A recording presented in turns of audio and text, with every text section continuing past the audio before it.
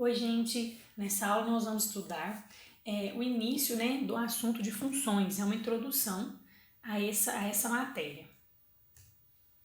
Bom, primeiro nós vamos pensar no conceito, tá? Antes de nós nos preocuparmos, né, com as questões mais formais ali, né, matematicamente falando, eu acho que é mais importante a gente pensar na ideia primeiro, a gente entender, né, o que é essa questão da função, como que a gente utiliza, né, ver exemplos. Então essa aula nós estamos mais focados nisso, não na questão formal, ok? Bom, a função, gente, é uma relação de dependência entre variáveis. E essas variáveis, elas representam grandezas. Então a gente pode ter uma variável dependendo de uma única outra, né? Que a gente vai falar que é uma função de uma variável, que é o que nós vamos estudar. Mas na prática, nos problemas reais, né? A gente tem funções de várias variáveis, né? Uma variável depende de outras, tá bom? Mas no nosso estudo aqui nós vamos pegar o caso mais simples, que é uma função de uma variável. Quando a gente fala uma variável, é uma dependendo de uma, tá bom? Então, a gente vai ter duas variáveis envolvidas aqui nos nossos cálculos, tá certo? Por exemplo, uma pessoa, ela presta um serviço e o preço cobrado depende do tempo gasto, tá? Então, essa pessoa tem essa tabela aí de preços, olha, 1 hora custa R$100, né? Se o serviço durar 2 horas, custa 180 e 3 horas, 250. Isso é um exemplo de uma função, né? Um exemplo bem simplesinho. Por que isso é uma função? Porque o preço, gente, ele é dado dependendo do tempo, né? Então, quando uma variável depende da outra, nós podemos pensar que é uma função, certo?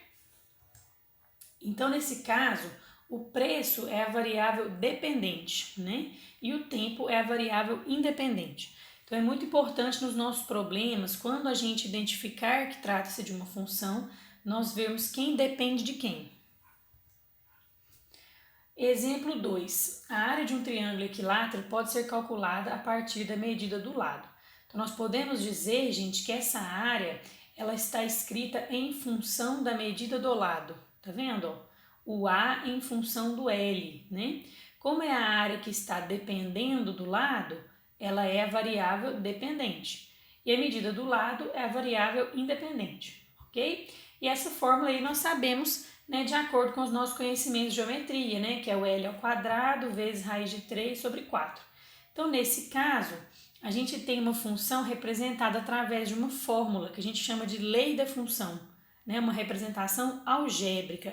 O exemplo anterior a gente colocou na forma de tabela, é outra maneira de representar uma função. A gente vai ver várias maneiras de representar. Então, já vimos a tabela, a representação algébrica. A gente pode também explicar essa relação de dependência através de um texto.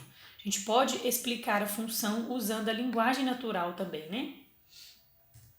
E nesse exemplo a gente tem outra representação muito importante, que é o gráfico, né? Representação gráfica das funções. Nós vamos utilizar bastante, né? O que é essa ideia do gráfico? Olha, a gente vai colocar, né, os valores das variáveis aí relacionadas no plano cartesiano. Então, nesse exemplo, eu tenho uma renda mensal de uma pessoa que variou ao longo dos anos. Essa renda foi crescendo de acordo com esse gráfico. Vamos analisar os eixos aí, gente. Olha só, eixo Y tá ali, ó, que é a renda, tá? Eu coloquei a renda no eixo vertical, que é o eixo Y. E, né, ó, tá aqui, ó. E o eixo horizontal, que é o eixo X, são os anos contados após 2010, tá? Então, a primeira coisa que a gente vai analisar são os eixos, né? Para a gente entender o que é a grandeza, o que é a variável, ó. Então, a variável independente aqui, ó, que são os anos, né? Tá colocada aqui após 2010. Então, o ano zero, que é o ano de 2010, a pessoa ganhava esse valor. Esse ano é o ano de 2011, tá vendo? Ó, 2011, aqui 2012, 2013, beleza? Agora, aqui na renda, ela está em centenas, ó. Então, além da grandeza, vai ter unidade medida, tá? Como essa renda está em centenas, ó, esse 20 aqui, na verdade, é 20 vezes 100, é R$2.000 que essa pessoa ganhava em 2010, tá vendo? Aí aqui, ó, repara, o ponto 1, quando você vai lá no gráfico, ó, ele está ligado ao ponto 40. Então, quer dizer que em 2011, essa pessoa ganhava R$ 4.000. E assim vai, ó. Em 2012, você vai lá no gráfico, ó, tem um pontinho. Esse pontinho, a coordenada Y dele não é 60? Então, em 2012, essa pessoa ganhava R$ 6.000. E assim por diante, né? Então, é muito importante sabermos interpretar o gráfico, né? Que é uma representação da função também. Então, no eixo Y, gente, nós sempre vamos colocar a variável dependente. Então, quando a gente fala y na função, nós estamos nos referindo à variável dependente. E no eixo X, a gente vai colocar a variável independente, no horizontal aqui, tá? Então, quando a gente falar o x da função, estamos nos referindo à variável independente, mesmo que ela esteja escrita com outras letras, tá? Então, foca nessa representação aí do x e o y como variáveis quaisquer, não necessariamente a letra X e a letra Y, tá bom? E aí nós vamos começar com alguns conceitos aqui que para a gente entender, porque nós vamos utilizar essas palavras, né? A gente vai ver isso aqui nos nossos textos, nas nossas questões, mas não é uma coisa que você precisa se preocupar em ficar decorando, tá? O domínio da função, gente, vai ser o conjunto de todos os valores da variável independente, todos os valores do X. O contradomínio é o conjunto de todos os possíveis valores da variável dependente, que é o y, tá bom? E a imagem são todos os valores do y que correspondem a algum x, tá? Então, a imagem são os valores que a função realmente assume, né? Dependendo de cada x que o valor de x assumir, tá bom? Então, o contradomínio, ele é apenas um conjunto que contém a imagem, entendeu? Que é o mesmo que eu dizer, né, que o conjunto imagem está contido no contradomínio, tá? Ele é um valor onde os pontos da imagem vão estar, tá bom? Mas não necessariamente todo mundo do contradomínio representa a imagem. Pode ter pontos a mais ali, pode ter número sobrando no contradomínio, entendeu? E uma coisa muito importante para a gente ter o conceito de função, para a gente chamar de função essa relação de dependência, é que cada valor de x só pode ter uma imagem y, tá bom? Então, cada número da variável independente só pode ter uma imagem, né? Que é o valor da variável dependente, ok? Então, a gente não pode ter um x com mais de um y. Então, isso aí é uma coisa importante, porque pode ter questões, né, que perguntam se é uma função ou não. Vamos ver exemplo dessa parte de domínio imagem aqui, né? Naquele primeiro exemplo da tabela, né, da hora e do preço, como eu tenho que o preço depende do tempo, o preço eu vou associar com o y, né, ó, que vai ser a minha imagem. E o tempo eu estou associando com o meu x, ó, que é o meu domínio. Então, os valores do domínio são esses aqui, ó, 1, 2 e 3. É uma função reduzida, né, com valores definidinhos, olha para você ver. E a imagem são esses aqui, ó, o 100, o 180 e o 250, né? Então, são conjuntos discretos, né? Agora, no exemplo 2, já tem conjunto contínuo, olha só. A nossa área do triângulo, né, equilátero, dependendo do lado, então essa área aqui está funcionando como y, tá vendo, ó? Que é a variável dependente. Então, o A é que são os valores da imagem. E os valores do L, né, é que serão os valores do domínio, que vão ser associados com a variável x aqui, com o eixo x, tá bom? O que pode ser esses valores do lado, gente, de um triângulo equilátero? Qualquer número real positivo, tá? Então, esse maisinho aqui significa reais não negativos, né? E esse asterisco significa que a gente tirou o zero. Então, são os números reais positivos. E a imagem vai ser também números reais positivos, né? A área de um triângulo sempre vai dar um número positivo, beleza? Agora a gente vai ver como que isso aqui vai aparecer nas notações, né? Na simbologia aí que a gente usa, olha só. Considere a função f de n asterisco em r. Vamos analisar essa notação primeiro. Aqui eu te dou a função, põe 2 pontinhos. Esse primeiro conjunto que eu coloco aqui, gente, é o domínio, tá? Então, o domínio dessa função que eu estou te dando nesse exercício os naturais, exceto o zero, tá? E esse número, esse conjunto, desculpa, que vem depois da setinha, é o contradomínio, tá? Então, essa notação da função, a gente vai pôr o domínio, a setinha e o contradomínio. Quer dizer, os valores da variável independente vão ser daqui, ó. E essa função vai fazer alguma coisa com essa variável que a resposta vai cair aqui, ó. Tá vendo? No contradomínio, né? E aí eu te dei a fórmula da função, a lei da função, ó. F de x é igual a 1 sobre x ao quadrado. Essa expressão f de x, gente, ó, esse símbolo aqui significa assim, ó, os valores da imagem de x pela função f, ou seja, isso aqui significa o y, né? Então, f de x significa a imagem de cada valor de x. Então, é a mesma coisa que y. E aqui a expressão para calcular essa imagem, como que eu sei a imagem de cada ponto? Eu pego 1, divido pelo valor de x ao quadrado. Pronto, te dei uma maneira de calcular. Então, cada x vai ter um correspondente, né, fazendo esse cálculo para achar o correspondente, que é a imagem dele, o parzinho dele, tá bom? Vamos calcular o f de 2. Então, eu estou pedindo para calcular a imagem do 2. Então, vou pegar o 2 e substituir no x para achar o y dele. Olha lá, ó. Peguei o 2, coloquei no x, ficou 1 sobre 2 ao quadrado e me deu a resposta aqui, ó. Então, o 1/4 é a imagem do 2. E quem que é o f do 4? Quem que é a imagem do 4? 1 sobre 4 ao quadrado, para essa função, né? Cada função é de um jeito, gente. Então, deu 1 sobre 16, certo? Então, eu consegui calcular aqui os valores dessa função para 2 pontos específicos.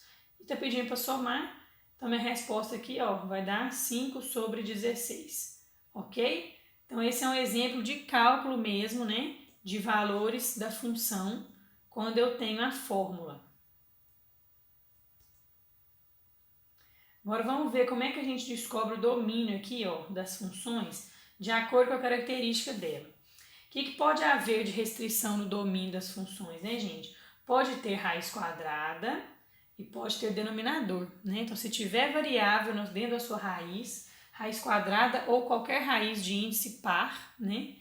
Ou se tiver variável no denominador, já pode saber que vai ter restrição no domínio. Por quê? Quando a minha raiz é de índice par, né? E eu estou no universo dos números reais, esse número que está aqui dentro, ó, não vai poder ser negativo para ser o número real, essa raiz, né? Então, o que eu vou fazer na letra A? Eu vou pegar a expressão que está dentro da raiz e vou colocar que ela precisa ser maior ou igual que zero, né? Então, esse número dentro da raiz quadrada precisa ser positivo ou nulo, não pode ser negativo. E eu vou chegar numa inequação, eu resolvo essa inequação e meu domínio ficou assim, ó.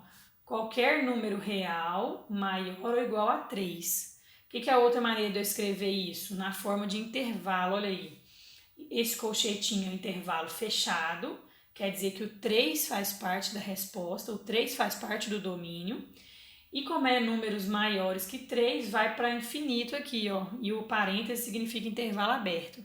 Quando for infinito é sempre aberto, não é isso? Então, nós vamos usar essas notações de intervalos reais nessa matéria de função, ok?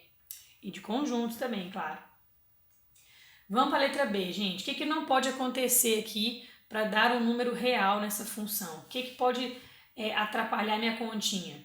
Se esse denominador for zero, né? Não tem divisão por zero. Então, para o domínio dessa função, a minha restrição é o quê? O denominador precisa ser diferente de zero, tá? Aí vai dar, eu passo o 6, né? Vai dar uma equaçãozinha aqui, cheguei que x é diferente de menos 6. Ou seja, o domínio dessa função é qualquer número real x diferente de menos 6.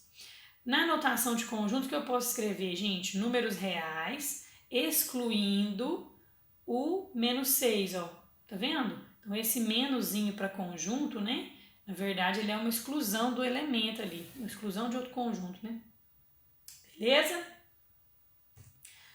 Bom, vamos analisar agora a questão dos gráficos, né? Que é uma coisa muito importante também para as nossas funções. Então, como a gente tinha comentado naquele primeiro exemplo, né, o gráfico ele é uma representação no plano cartesiano de todos os pontos, né, os pares x e y, são pares ordenados, que satisfazem a função, tá? Satisfazem a relação da função, né? Essa relação pode estar escrita no texto, na tabela, na fórmula, né? Tanto faz. E eu posso transferir essa relação para a forma gráfica, associando o x e o y como sendo um par ordenado ali no plano cartesiano. Quando a gente vai interpretar o gráfico, a gente tem que analisar as grandezas de cada eixo e as unidades de medida, igual nós fizemos naquele exemplo. Observar pontos destacados, né, gente? Escrever as coordenadas dos pontos que estão visíveis, porque às vezes alguns gráficos não vão te dar muitos pontos para você observar, mas alguns valores ele vai te fornecer, então você escreve esses parzinhos, né? As coordenadas assim, ó, o valor de x depois o de y, tá bom? O que é importante analisar também? O domínio e a imagem, né? Pode pedir isso na questão, a interseção com os eixos, né? O crescimento, o decrescimento, o sinal da função, onde que a função é positiva, onde que ela é negativa, tudo isso a gente vai ver exemplo aqui na frente, tá? Vamos ver como que isso aparece aí nos gráficos, tá bom?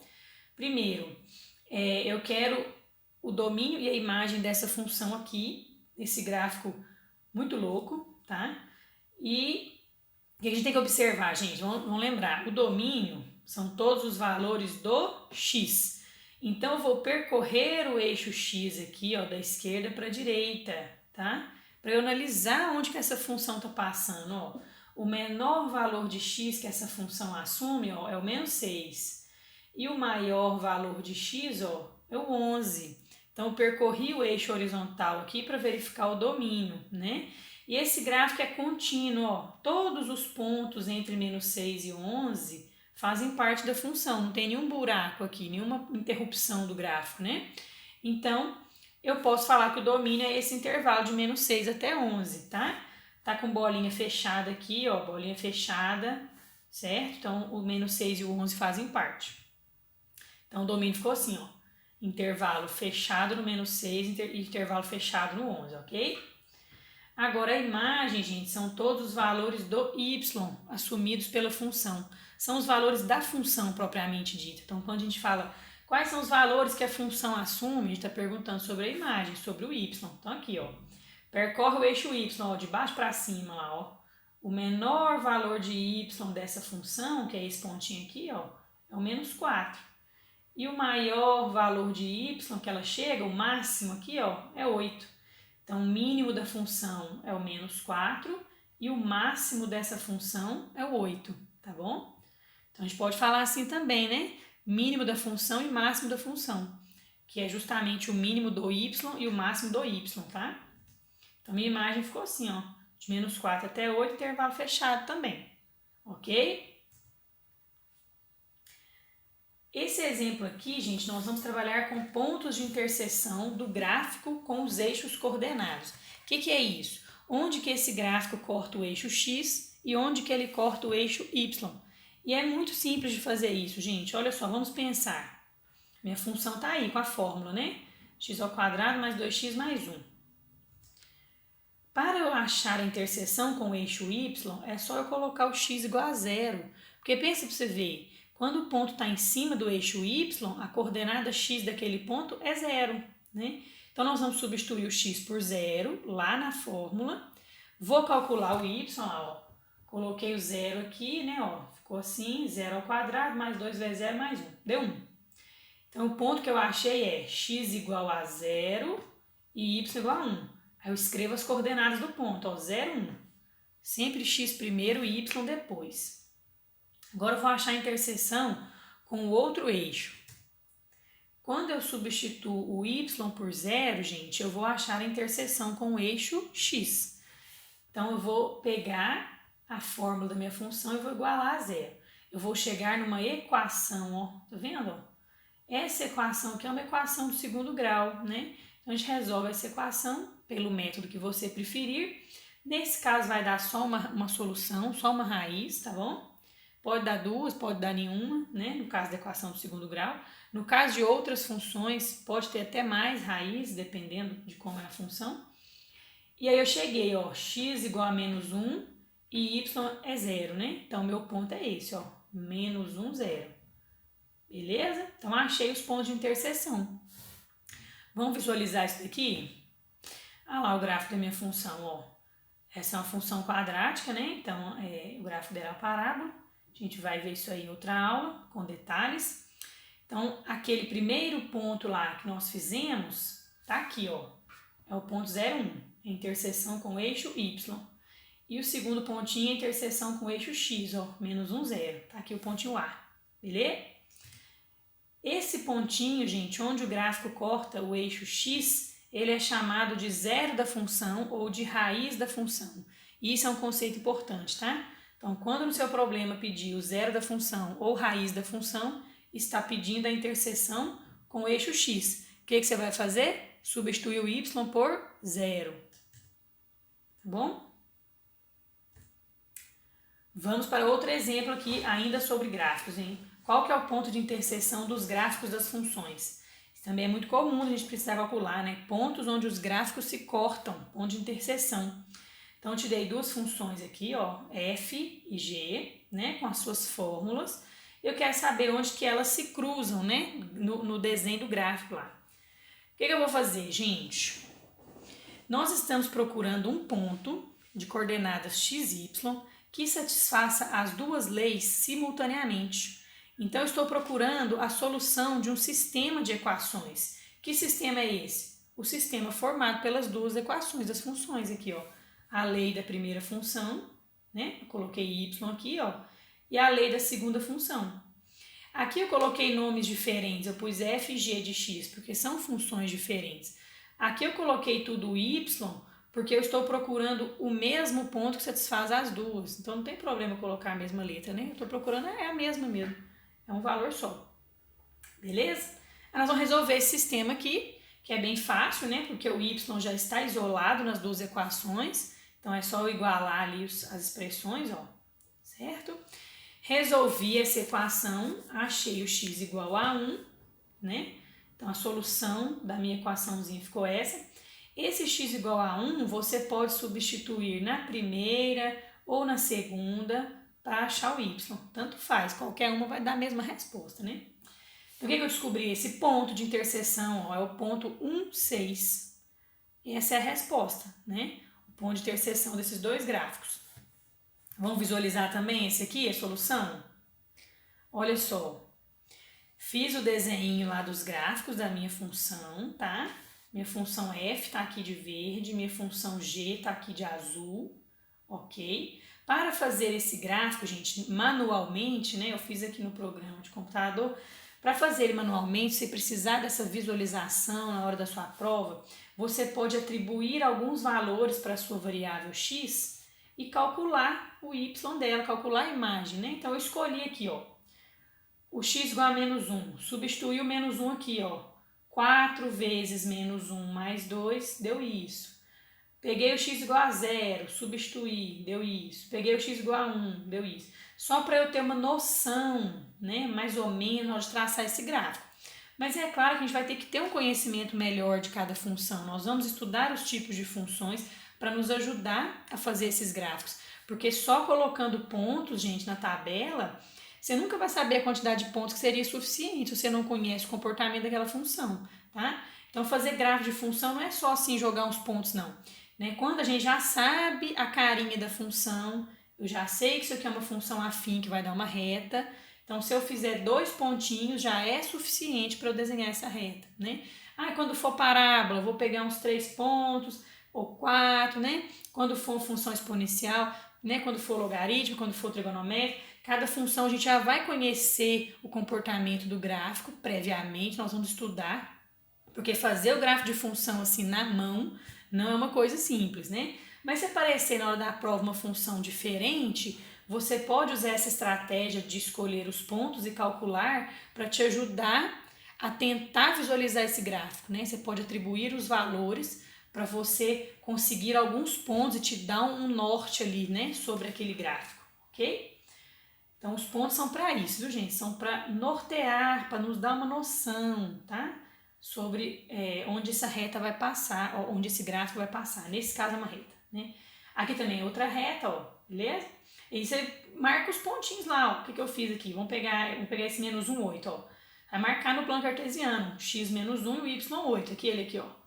O x é menos 1, tá aqui, ó. E lá em cima, ó, o y 8, ó. Aqui esse pontinho, ó, onde que ele tá? Tá vendo, ó, o primeiro da tabela? E o pontinho 0,7, cadê ele? Tá aqui, ó, x0, y7, olha lá ele, ó. E o pontinho 1,6, tá aqui, ó, que é a interseção, né, ó, 1,6, olha pra você ver que legal. Tá vendo? Então a gente consegue enxergar melhor, né? É claro que também a gente faz o desenho, né, um esboço, né, porque a gente às vezes não vai estar com régua disponível, então é uma coisa bem assim, para dar uma noção, ok? Vamos agora, gente, analisar o crescimento e o decrescimento. Isso também é uma análise muito importante, tá? Costuma cair bastante, até mesmo em questões em que a gente tem que analisar isso, mas isso está pedido de uma maneira implícita na questão, né? Ele te faz uma pergunta que você interpreta aquele contexto e descobre que está perguntando sobre o crescimento da função, tá? Então, os problemas eles virão contextualizados, né? A gente está analisando aqui de uma maneira bem direta, tá? Mas depois vocês vão ver que as questões vão vir com contexto. O que é analisar o crescimento? Eu quero saber onde que a minha função é crescente, onde ela é constante e onde ela é decrescente. Não quer dizer que todas as funções terão que ter essas três partes, não. Pode ter uma função que é só crescente, igual essa aqui que nós vimos agora, ó. A função f é uma função crescente, olha lá, ó. E a função g, ela é toda decrescente, tá vendo? O azul. Mas pode ter função que tem trechos diferentes, igual esse gráfico maluquinho que eu pus aqui, ó. Pus esse gráfico aqui e você vai ler o gráfico, gente, da esquerda para a direita. Igual você lê a frase aqui, ó. Já não lê assim, ó. Da esquerda para a direita, você vai ler o gráfico desse mesmo jeito, que é o sentido do crescimento do eixo x, ó. O eixo x cresce para a direita aqui, né?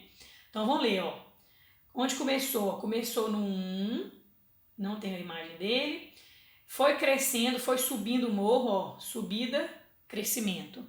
Subidinha até o 3. Então, essa função é crescente para o intervalo de 1 até 3. Nós vamos escrever o intervalo do x, tá? Para responder onde que a função é crescente ou não. O que aconteceu depois do gráfico? Ó, do x igual a 3, né? Que a imagem deu 6 aqui, ó. Essa função mantém essa imagem 6, olha, retinha, uma reta horizontal. Reta horizontal, função constante, né?